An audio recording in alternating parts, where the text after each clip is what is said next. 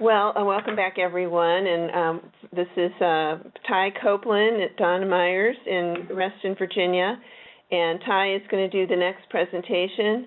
Ty is one of our most, I'll give him some glory here, one of our most eminent scientists in the USGS. And he is internationally recognized for his work on these isotopes.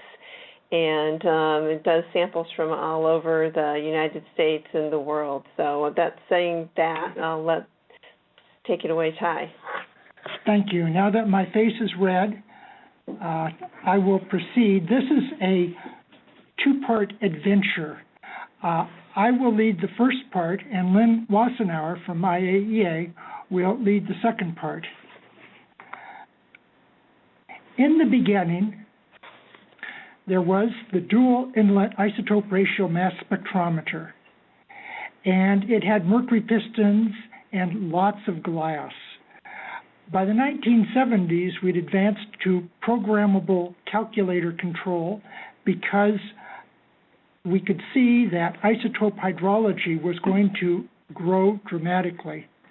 In the 1980s, we had computer control, and then continuous flow mass spectrometry came upon us, and finally laser absorption spectrometry. So if we looked at a growth curve, it would be absolutely amazing. The cost of dual inlet isotope ratio mass spectrometry, as been pointed out, is high. Continuous flow is a little less, and laser absorption spectrometry is the most cost-effective, perhaps, for many or most deuterium and O18 measurements. However, isotope ratio mass spectrometry is the gold standard. It's expensive, $200,000, requires trained personnel. You've got to have an air conditioning space.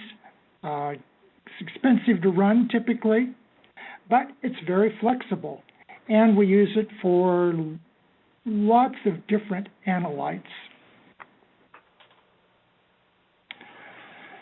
Laser-based instruments, laser absorption spectrometry. It's got a much lower cost, low infrastructure requirements. We don't need much in the way of consumables. It's easy to train staff and students. We can take it in the field. It's great for developing countries. And there's been proliferation into new laboratories, many with no experience. Now, the question about accurate results has a question mark, and we'll address that later in this Part 1 presentation. Clearly, if you need oxygen and hydrogen isotope measurements for research problems, buying LAS instead of IRMS is an easy decision. So what about pitfalls? We know that for any material, measurement of the same water sample by any laboratory worldwide should yield the same delta value within acceptable analytical uncertainty. The major issue that I have with LAS is the potential to measure delta O18 and delta H2 values that appear to be accurate, but in fact are inaccurate due to organic salts and compounds that are not recognized by spectral interference identification software. We'll show one of those to you in a while. So values of delta O18 and delta H2 are determined on the same water sample by gold standard dual inlet IRMS and LAS. They usually agree, but in some cases, they don't agree well at all. If the results must hold up in court, the gold standard IRMS or dual inlet IRMS measurement technique is the way to go. And it's for this reason that all the samples analyzed here in Reston for water science centers throughout the USGS are measured with DI IRMS. For most programs, such rigorous analytical methodology is not required. And so LAS is a good choice.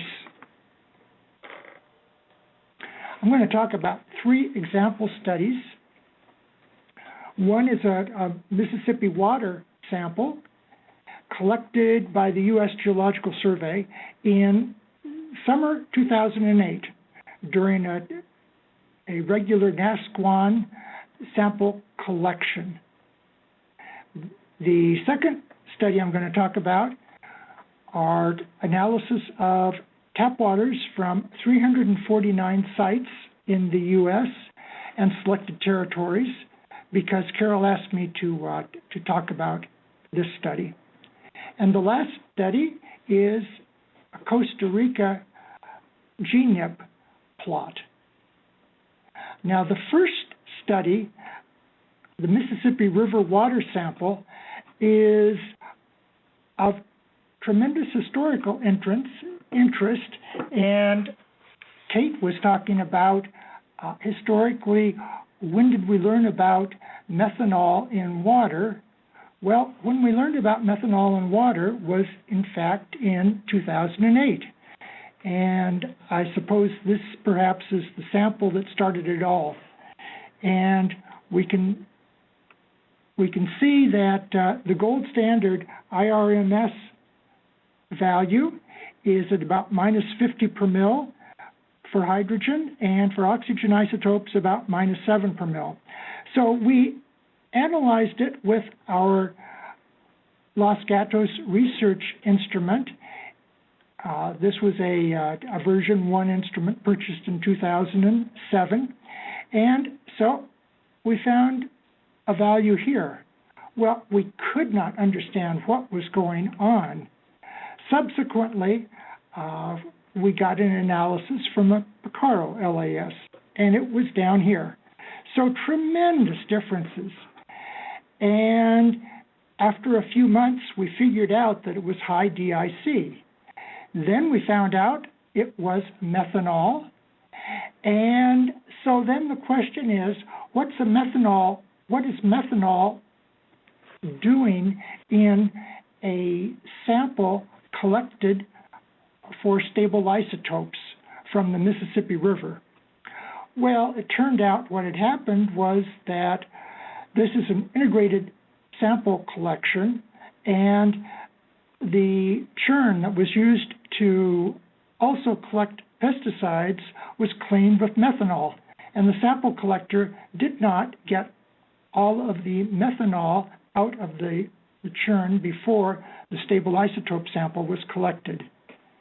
So that's the history behind this, and I relayed this information to Willy Brandt, and Willy then published a paper in Rapid Communications and Mass Spectrometry. Landfills show the same thing.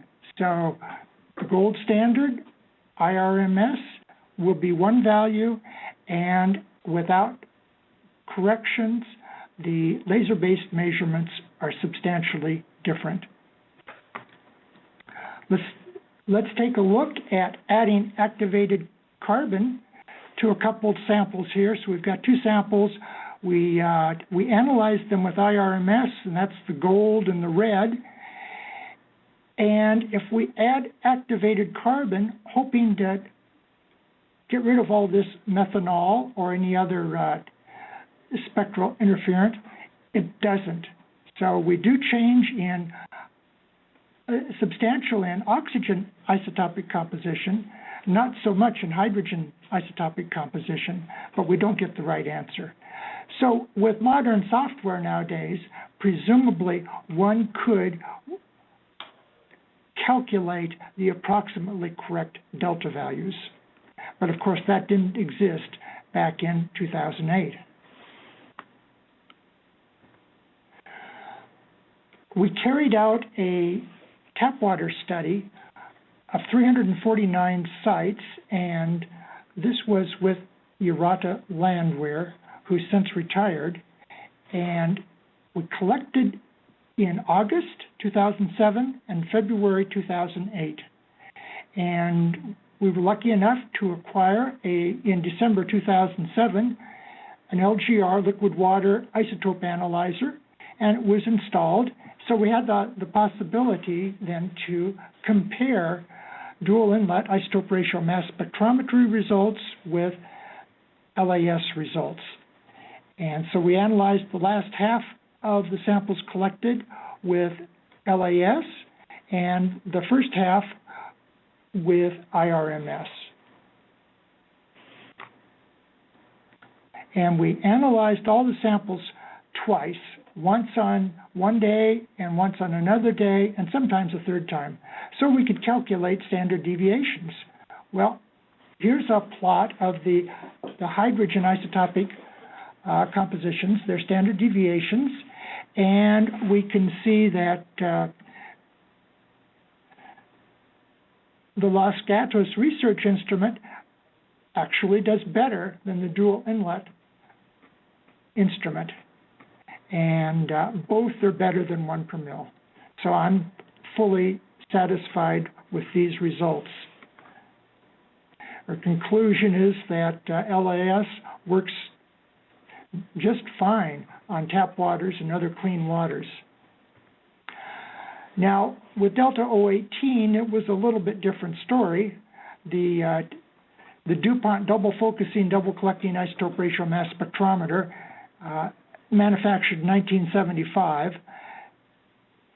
You can see its standard deviation is down here around 0.03 thereabouts, and that's what you might expect for a dual inlet instrument. The LGR was about a factor of 10 worse, and we know that newer instruments are going to do much better than this.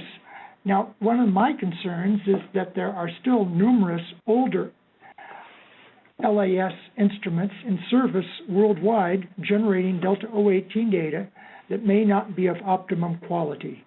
So there's a silver lining to this. And now the silver lining is that if I were a university employee and I had purchased one of these early version instruments, I now have ammunition to go back to NSF and say, hey, I need to replace it. And I would have strong justification.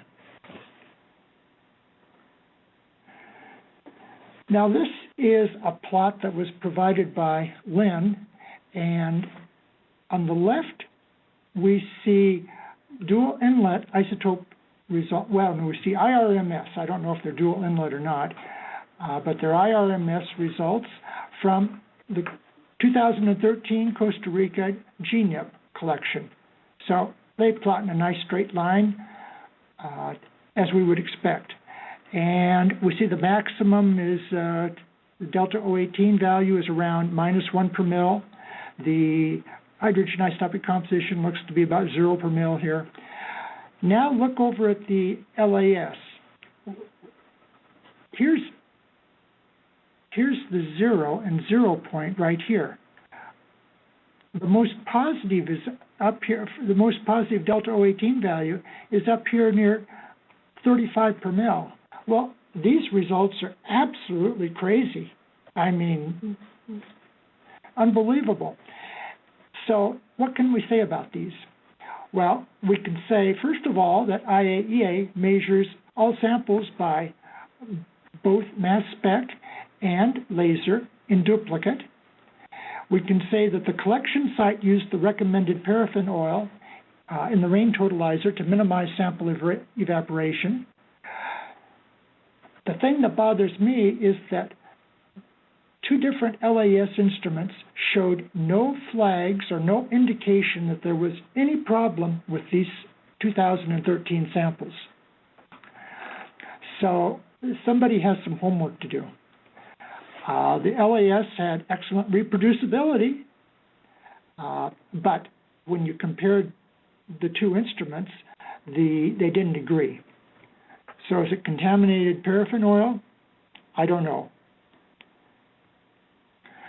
So one effective strategy used at IAEA and the Reston Stable Isotope Laboratory is to analyze samples twice, once by IRMS and once by laser absorption spectrometry. And measurements from each method should agree within uncertainty, and if they don't, it's time to analyze them a third time by IRMS.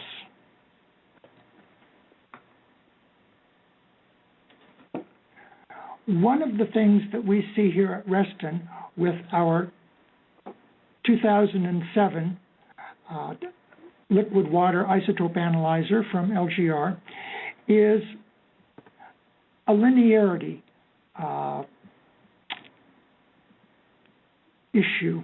I guess you could call it an issue. During an analysis, and this plot shows an analysis, a run for 19 hours, and I've pulled out the injections, the 45 injections of USGS-47 Lake Louise isotopic reference water, and this is how they plot along this nice line, and so that the delta H2 is nicely correlated with the relative H2O concentration. And so what this does to us is it prevents us from perhaps getting as good of reproducibility as we would like to have. Now, one can normalize between reference materials interspersed throughout the run and perhaps improve the quality of the data. But anyway, I just thought I would show this. Same thing happens with water. So here's a variation in oxygen isotopic composition with relative H2O concentration for this 2007 instrument. Now, because the linearity correction is fairly linear, what we could do, let's say for a salty water, we've got a sodium chloride brine that had an H2O concentration here at about 2.4, and if I go up here, I can see the difference between this curve and this curve is about 5.4, so I could correct that sodium chloride sample by adding 5.4 to the delta value, and I could get the correct answer. So that is one thing that one can do. People that have LAS instruments might want to investigate this and look at the linearity correction for different kinds of, well, either sodium chloride at different concentrations or just normal syringe variability. It should show up either way.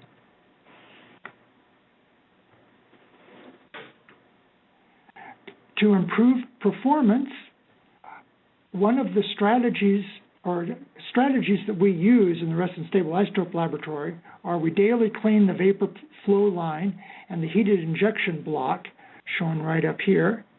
And we have two of these blocks, and weekly we remove and exchange the heated injection block with one that's been thoroughly cleaned. And that's helped our performance substantially.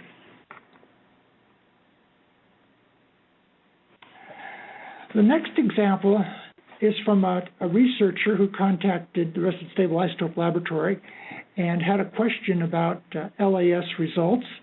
And as a consequence, the researcher requested isotope-ratio mass spectrometry measurements. Here's the plot. So what we can see is the black X's are samples that were analyzed by LAS. Those are results of the LAS. And the gold dots are the isotope-ratio mass spectrometry results. We can see that there's a substantial difference between some of the some of these results. In fact, it's a huge difference. So how in the world does this happen? And how do we avoid, a disaster like this? If this were published, it would be an embarrassment. If the LAS results were published, it would be an embarrassment to the USGS. Well, that's a topic for part 2 of this presentation.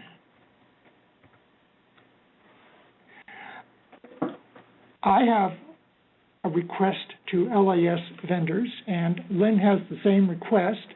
We would like to see LAS instruments inform users of problematic samples automatically without having to resort to offline spectral interference identification programs.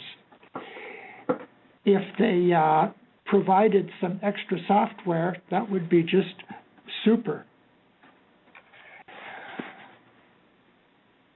One could add a column for the LIMS for lasers output to identify what kind of spectral problem might exist. And anyway, that's the future, it looks like to me. So LAS is an excellent tool, especially for clean water samples. But for some samples, delta values are way off, and there's no indication that there's any spectral contamination. Effective strategy is to analyze samples both by laser absorption spectrometry and by mass spec, if you have both. Adding activated carbon does not assist. And if isotope results must hold up in court, dual inlet isotope ratio mass spectrometry is preferred. Don't leave the virtual workshop now. Coming up in part 2, laboratory standards. Data processing. Lynn will be talking about required data corrections, talking about LIMS for lasers, and especially the new features in LIMS for Lasers 2014, the Delta 017 capability, and graphical display of syringe performance. Be talking about laser absorption spectrometry performance evaluation, about daily LAS operation, sample handling, syringes, data management, spectral contamination, managing saline samples. And it'll be talking about new applications, brine isotopic analysis by analyzing vapors, and pore water isotopic analysis by analyzing vapors. Thank you.